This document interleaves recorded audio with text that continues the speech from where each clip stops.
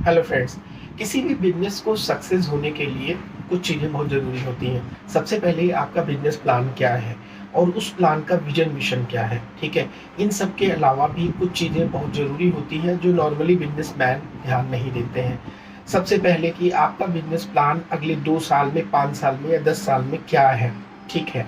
उस particular business model को develop करने के लिए आपको क्या क्या चीज़ों की ज़रूरत पड़ेगी। अगर उन चीज़ों को लगाने के बावजूद भी बिजनेस ग्रो नहीं हुआ, तो फिर आपको और क्या करना चाहिए, मतलब प्लान बी क्या होगा, ठीक है। ज़्यादातर बिजनेसमैन सिर्फ एम्प्लॉयज़ को हायर कर लेते हैं, क्योंकि कोई भी बिजनेस को ग्रो करने के लिए आपको एम्प्लॉयज़ की ज़रूरत होती है। अब रिक्रूटर को आपने बोला कि आप बंदे हायर कर दो, तो रिक्रूटर ने अपनी जेडी वगैरह जो भी है जॉब डिस्क्रिप्शन के हिसाब से हायर करके आपको बंदे दे दिए।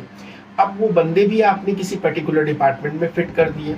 अब यहाँ पे जो बंदा नया, जो भी कैंडिडेट नया हायर होकर आपका एम्प्लॉय बना, वो सोचता है कि मुझे कोई मेंटरशिप या मुझे कोई गाइडेंस या ट्रेनिंग मिलेगी, जो कि नॉर्मली आप देते नहीं हैं, क्योंकि आपको ये लगता है कि कोई ऑटोमेटिक नया एम्प्लॉय आएगा और वो काम को सीखेगा और करने लगेगा, लेकिन सच में ऐसा नहीं होता। और आपके जो पुराने जो एम्प्लॉयज़ हैं वो भी कहीं ना कहीं मेंटरशिप या ट्रेनिंग वगैरह नहीं देते हैं।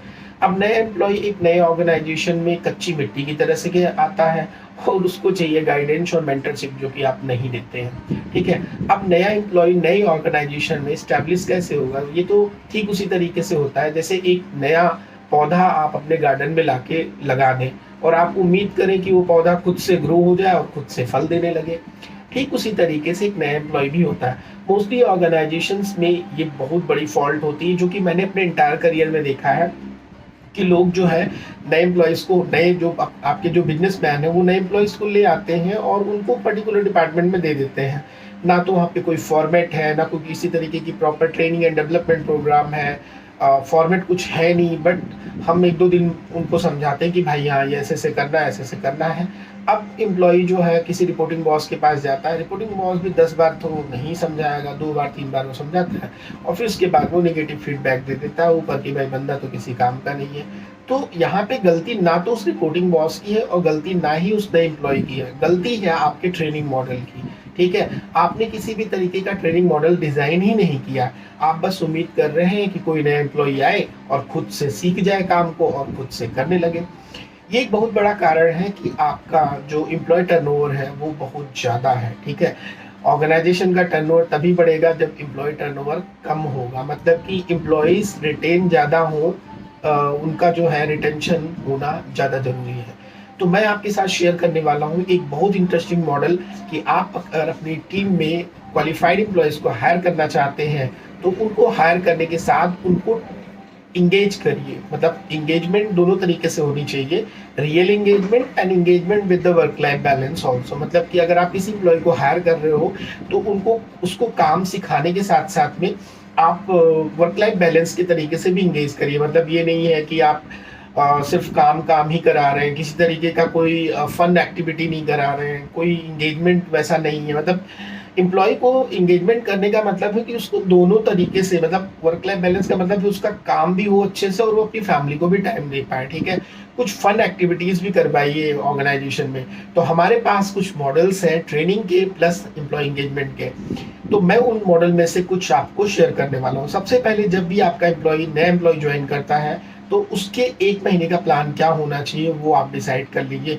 डे फर्स्ट उसका इंडक्शन प्रोग्राम कैसा होना चाहिए, वो इंडक्शन में किन लोगों से मिलेगा, कौन उसका ट्रेनर होगा, फर्स्ट 1 वीक में कौन उसको ट्रेनिंग देने वाला है, ठीक है। अगले 1 मंथ तक वो किसको रिपोर्ट करेगा, ब्ला ब्ला ब्ला ब्ला। ऐसी बहुत सारी चीजें हैं जो आपको अपने एम्प्लॉयज को बताना होता है। ये काम सिर्फ एचआर का नहीं है, क्योंकि एचआर टेक्निकली इतना डीप, कोई भी एचआर अगर आप हायर करते हैं 5 to 10 years का एक्सपीरियंस वाला, तो वो नॉर्मली एचआर ऑपरेशन का ये पार्ट नहीं है। तो एचआर भी कहाँ से, मतलब इन एक्टिविटीज को या इस तरीके की इंगेजमेंट एक्टिविटीज को, क्योंकि एचआर के पास अपने खुद के काम है। अगर रिक्रूटर को आप देखो तो रिक्रूटर का सिर्फ काम है कि बंदों को, मतलब आपके कैंडिडेट को मार्केट से पिक करके चेक करके आपको दे दे। उसके बाद आपकी टीम, सेकंड टीम और थर्ड टीम का काम है कि वो उस कैंडिडेट को इंगेज करे। तो नॉर्मली ये मैकेनिज्म जो खासतौर से स्टार्टअप कंपनीज में या जो पुरानी कंपनीज भी हैं जो स्टार्टअप नहीं है, लेकिन मतलब बिजनेस तो कर रही हैं, लेकिन कहीं ना कहीं एम्प्लॉय रिटेंशन उनके लिए एक बहुत बड़ा जो है चैलेंज है। तो मैं राकेश आपके साथ लाइव हूँ, और मैं आपको बताना चाहता हूँ कि हमारे पास बहुत सारे ऐसे मॉडल हैं जिससे हम आपके ऑर्गेनाइजेशन में एक बेहतरीन टैलेंट पूल का जो है इस्टेब्लिश कर सकते हैं। टैलेंट पूल को हम आपको हेल्प कर सकते हैं कि कैसे आप टैलेंट को बेस्ट यूटिलाइज करिए, ठीक है।